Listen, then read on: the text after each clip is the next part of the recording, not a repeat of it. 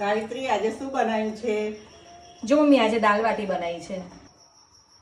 તો તૈયાર છે દાલ બાટી, લસણની ચટણી સાથે ડુંગળી અને પાપડ.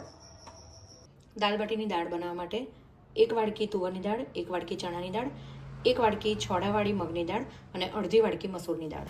બધી દાળ ભેગી કરી સરસ 3-4 વખત એને પાણીથી ધોઈ નાખવાની છે. તો હું કુકરમાં બાફવા માટે મૂકી દઉં છું.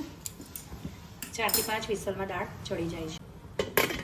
વઘાર માટે તેલ, 7 થી 8 ડુંગળી મેં ક્રશ કરી છે, 4 મોટા ટામેટા ક્રશ કર્યા છે, લાલ મરચું, ગરમ મસાલો, હળદર, વઘારના લાલ મરચાં આખા, જીરું અને સ્વાદ મુજબ મીઠું. વઘાર માટે અહીંયા 3 મોટી પરી તેલ મૂક્યું છે.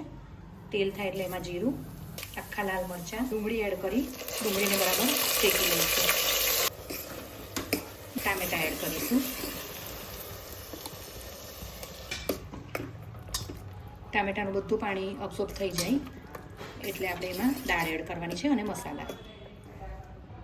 ટામેટા પણ શેકાઈ ગયા છે. હવે એમાં આપણે મસાલા એડ કરીશું.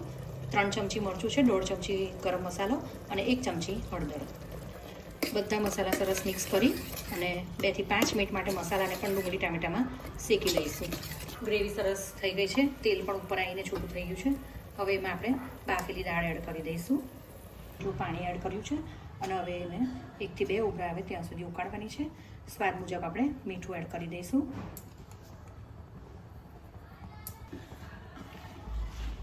દાળને હવે સરસ ઉકળવા દેવાની છે. 1 થી 2 ઉભરા આવે ત્યાં સુધી જ ઉકાળવાની.